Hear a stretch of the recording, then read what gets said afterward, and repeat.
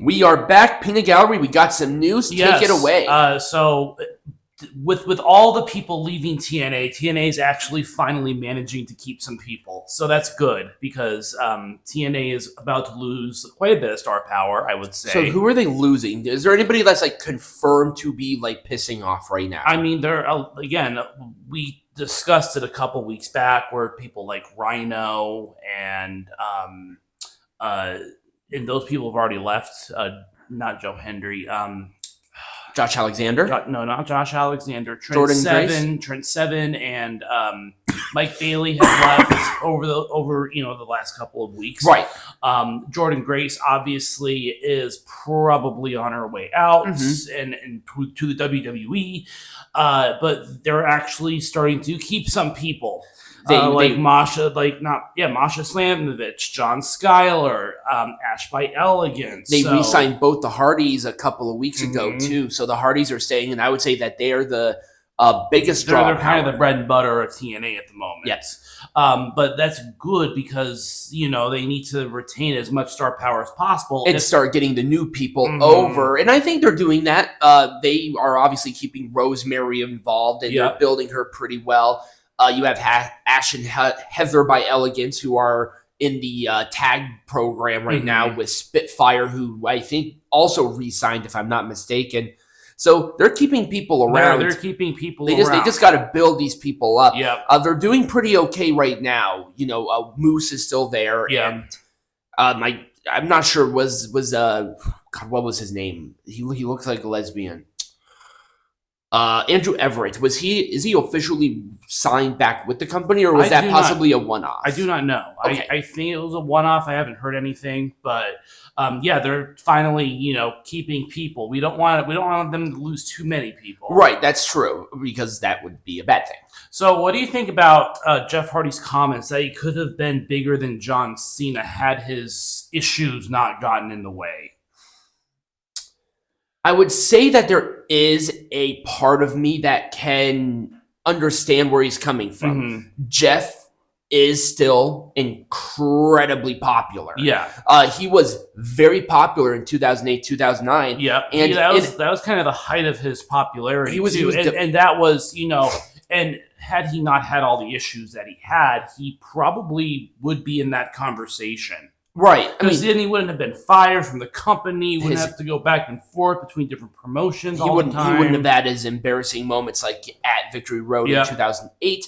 I mean, here's the thing. Hardy could have been as big. Maybe not as big as Cena, because Cena was a once in a generation sort of superstar. And also Cena was physically just a much different athlete. Hardy, I think his creativity, his appearance, also like a merch mover to the nth degree. I could 100% see Jeff Hardy making all his own gear and really doing that. Yeah. Could he have been as big as John Cena though?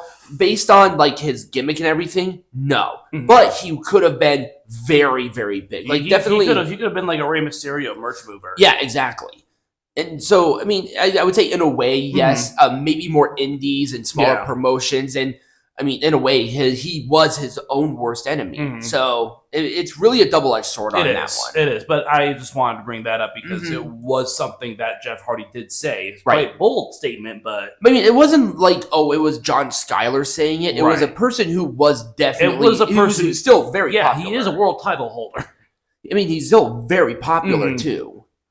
So NXT, they have officially announced where they're doing their next event, and I thought it was pretty funny. So it's going to be Vengeance. Not only is it taking place at the Entertainment and Sports Center where AEW did that their live show that everyone is just gloating about because it was filled up pretty good with like 4,000 fans.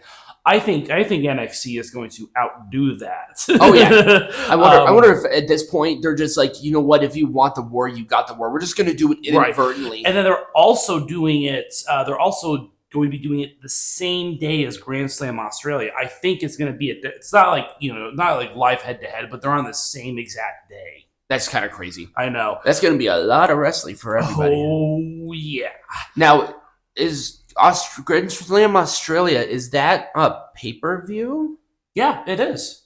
Oh, that's Vengeance Day. I see what you're saying. Okay, Yeah. I'm sorry. My brain had a fart, so no, you're right. Okay, that makes sense. Because in Australia, they're obviously I think it was throwing me off because the graphic that you gave me was just the regular NXT logo, not Vengeance Day. So I'm like, wait, is this a regular show? No, it's not. But they didn't have a logo. Not at that point. I think when you, I think they released it later. Yeah, and then we talked a little bit about The Rock appearing, but obviously I don't know if it contributed to the huge numbers, but the numbers just, I mean, almost 1 million people is not for NXT. And I think that with The Rock being here, I wouldn't be surprised if the replay beats Collision as well. Yeah. Because I don't think The Rock was announced beforehand. Was he announced to appear on the show beforehand, or was he just there? I think he was just there. I think he wanted to address because there was the weird backlash that people gave to The Rock's promo on Raw. And then obviously he's there. Ava is his fucking the oldest, so might as well be there and hang out. And also it was New Year's Evil, so... I forgot it was New Year's Evil. So that would have contributed to the ratings as well, is that it was a pretty big show. And there were a lot of great title changes. And that's so funny. I literally watched the show, and I just watched so much wrestling, it just blended all together. Yeah, it all blends together. So Alistair... Malakai Black, who might become Alistair Black again, is right. I think he's pretty much said that he's done with the company. Yeah, he's out the door, and he's probably going to go back to the E because he was treated so well. Yeah, by Triple H. Yeah, and also you can't forget that his wife also works for the WWE. That's as well. right. So, he's pretty much out there. I wonder what sorts of shit might be coming out if he decides to speak out on his time with AEW, because he was there for quite a while. Yep. So, anyways, let's talk about so Hulk Hogan, people. So obviously Hulk Hogan was there because of the partnership that his beer brand has made with WWE. I tried to find the beer when we went to the liquor store. I couldn't find it. So I'm somewhat disappointed. We would have done a review on it. I'm sure that we can find it at some restaurant somewhere. Oh, I'm sure. Obviously the promo went about as well as you expected in Los Angeles. Trump, a Trump fan. But I don't think it was his politics that were an issue, because they were cheering. They were cheering The Undertaker. And The Undertaker, I would say, was more of I don't know, Hogan was definitely there for a lot of the rallies. Hogan was pomp and circumstance, though, Trump supporter, which, Right. I mean, he's always been a Republican. Right. Mark Calloway and Glenn Jacobs did that interview with Trump, I think, on 6 Feet Under, if I'm not mistaken. I think so, too.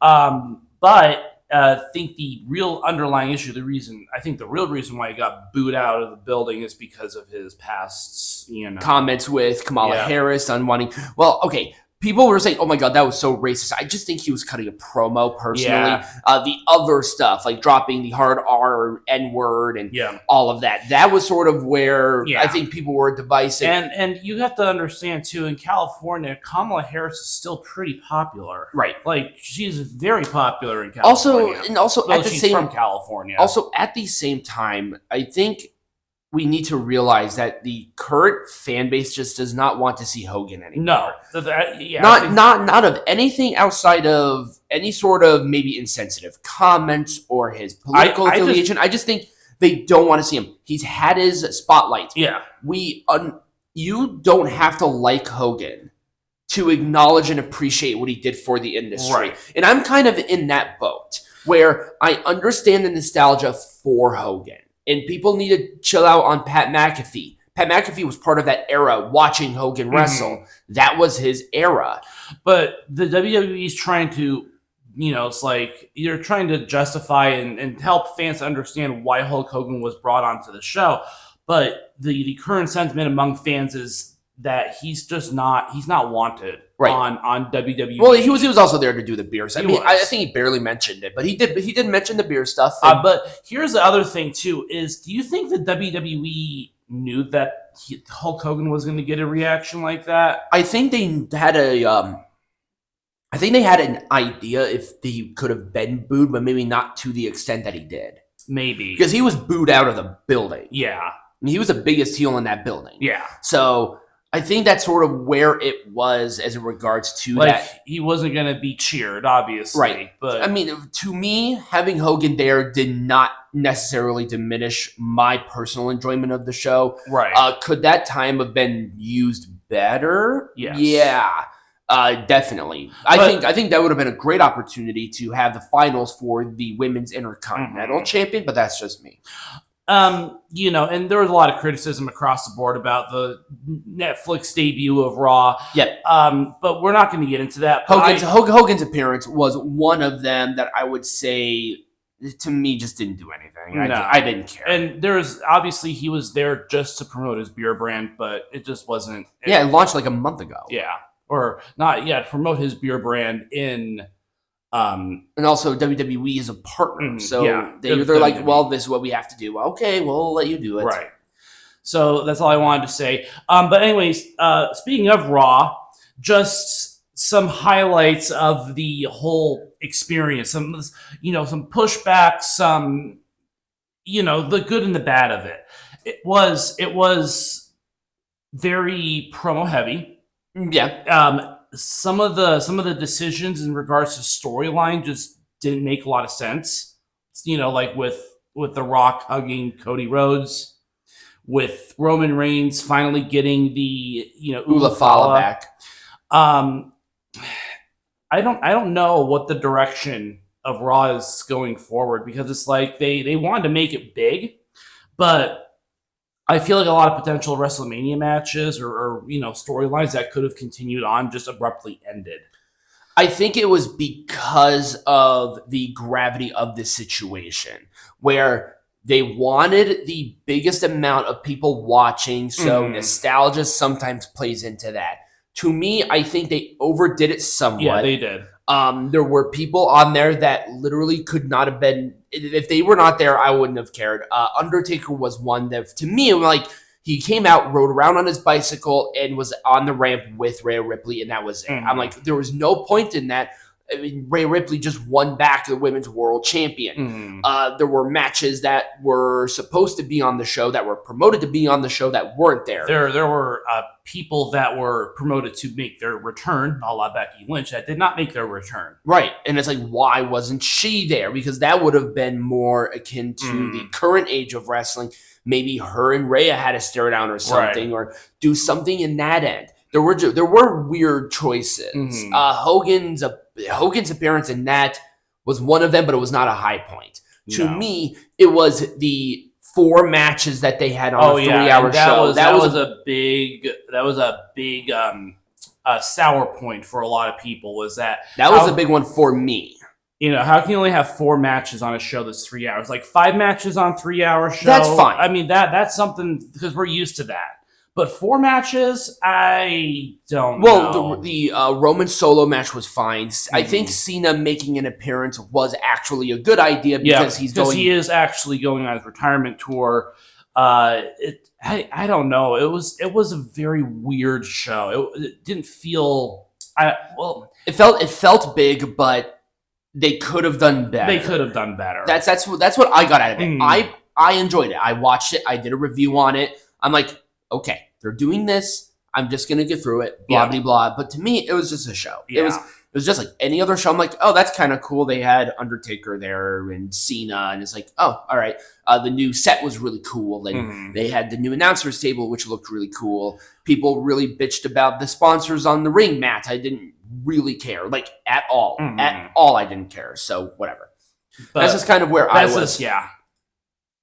Royal Rumble is going to Saudi Arabia. A lot of people are not liking this. Like, get the fuck over it. The dislike to like ratio, I think, as of looking at it, was about a 3-1. Oh, who cares? I know. My god, people are bitching online. Oh my god, it's the internet wrestling community is sometimes the most passionate, but also the most nitpicky pieces of shit.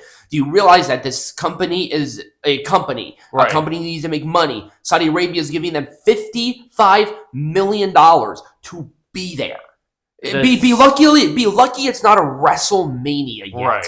And I'm saying that as a yet. Right, because at some point in time, it's going to be a WrestleMania. Yep.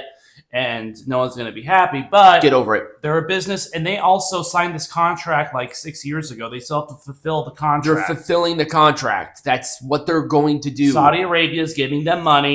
Take your personal little fanboy BS out of it. Seriously.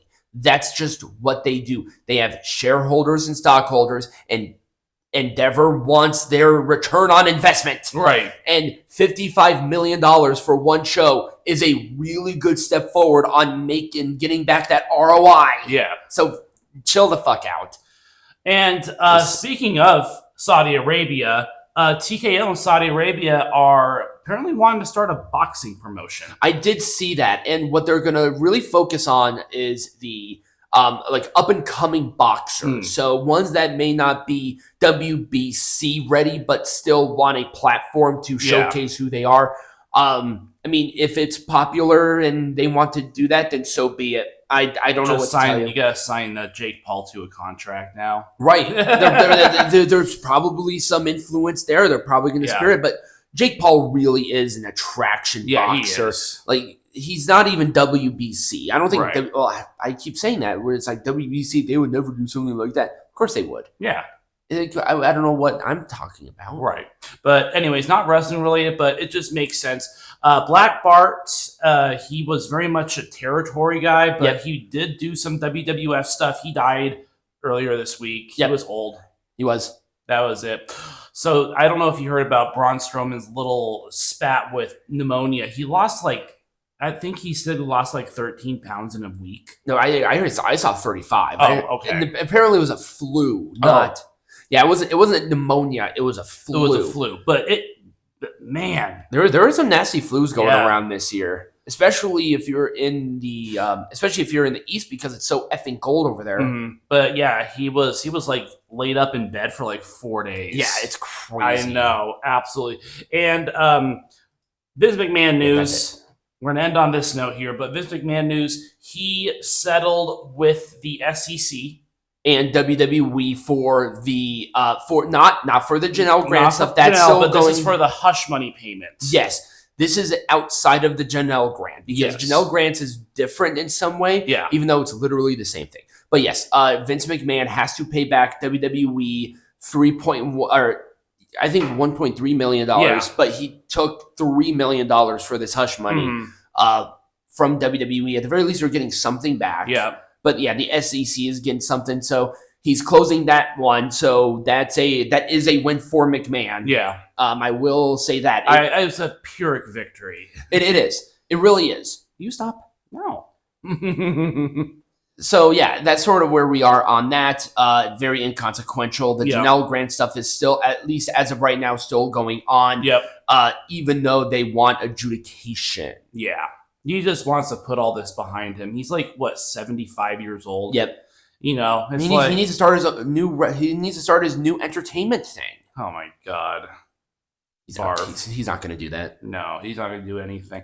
Anyways, that's all I've got. What are we talking about next? We're going to talk about Jason Rance. Jason Rance. If you don't know who that is, we'll let you know here in a second. Yeah.